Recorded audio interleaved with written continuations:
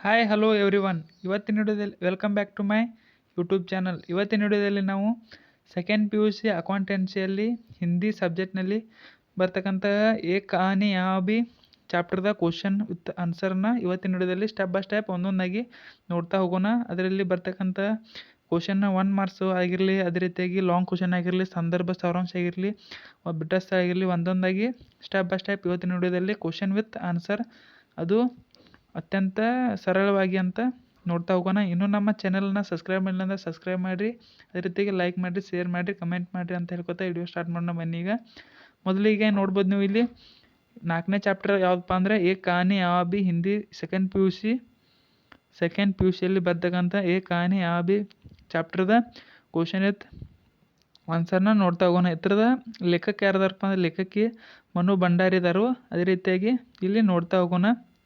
First of all ಇಲ್ಲಿ ನೋಡ್ತಾ ಹೋಗೋಣ. ಇಲ್ಲಿ ನೋಡಿ, ಇಲ್ಲಿ ಮನು ಭಂಡಾರಿ ಕಾ ಜನ್ಮ ಕಿಸ್ ಗಾಂವ್ ಮೇ ಹುವಾ ತಾ.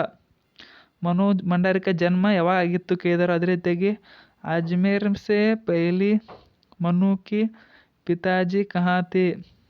ಅದೇ ರೀತಿಯಾಗಿ ಇಲ್ಲಿ ಒಂದೊಂದಾಗಿ ಕ್ವಶನ್ನ ಕೇಳ್ತಾ ಹೋಗಿದ್ದಾರೆ, ನೀವು ನೋಡ್ತಾ ಹೋಗ್ಬೋದು. ಅದೇ ರೀತಿಯಾಗಿ ಇಂಪಾರ್ಟೆಂಟ್ ಕ್ವಶನ್ ಆಗಿರ್ತವೆ ಆ್ಯನ್ಯುವಲ್ ಎಕ್ಸಾಮ್ಗೆ. ಇಲ್ಲಿ 1 ಮಾರ್ಕ್ಸ್ನು 12 ಕ್ವಶನ್ನ ಅದಾವೆ. ಅದೇ ರೀತಿಯಾಗಿ 1 ಮಾರ್ಕ್ಸ್ನು 12 ಕ್ವಶನ್ ಅದಾವೆ. ಆದ ನಂತರ ಇಲ್ಲಿ ನೋಡ್ಬೋದು ನೀವು 1 ಮಾರ್ಕ್ಸ್ನು 12 ಕ್ವಶನ್ ಅದಾವೆ. ಆದ ನಂತರ ಬರೋದು ಲಾಂಗ್ ಕ್ವಶನ್ನ ಇಲ್ಲವ ನೋಡ್ಬೋದು 2, 3, ಅದೇ ರೀತಿ 4, 5 ಕ್ವಶನ್ನ ಕೊಟ್ಟಿದ್ದಾರೆ. 6 ಕ್ವಶನ್ ಅದಾವೆ. ಅದೇ ರೀತಿಯಾಗಿ 7, ಅದೇ ರೀತಿಯಾಗಿ 8 ಕ್ವಶನ್ ಲಾಂಗ್ ಕ್ವಶನ್ ಆಗಿರ್ತವೆ. ಆದ ನಂತರ ಬರೋದು ಯಾವುದಪ್ಪ ಅಂದರೆ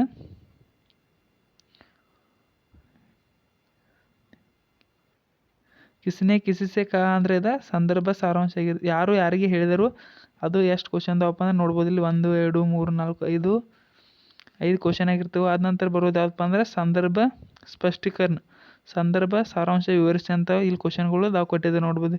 ಫಸ್ಟ್ ಆಫ್ ಆಲ್ ಸಂದರ್ಭ ಬರಬೇಕು, ಸ್ಪಷ್ಟೀಕರಣ ಬರಬೇಕು, ಆದ ನಂತರ ವಿಶ್ಲೇಷಣೆ ವಿಶೇಷ ಅಂತ ಬರಬೇಕು. ಇಷ್ಟು ಬರೆದ್ರೆ ನಿಮ್ಗೆ ಅದು 5 ಮಾರ್ಕ್ಸ್ ಕ್ವಶನ್ ಆಗಿರ್ತೈತಿ. ಇಲ್ಲಿ ಒಂದೊಂದಾಗಿ ನೀವು ನೋಡ್ತಾ ಹೋಗ್ಬೋದಾಗಿರ್ತೈತಿ.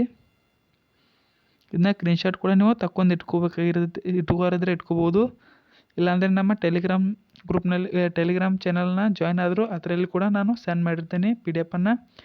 ಇಲ್ಲಾಂದರೆ ನಿಮ್ಗೆ ಕಮೆಂಟ್ ಕೂಡ ಮಾಡಿ ಅದರಲ್ಲಿ ನಿಮ್ಗೆ ರಿಪ್ಲೈನಲ್ಲಿ ನಿಮ್ಗೆ PDF ಅನ್ನು ಲಿಂಕ್ ಕೂಡ ಬಿಡ್ತೇನೆ.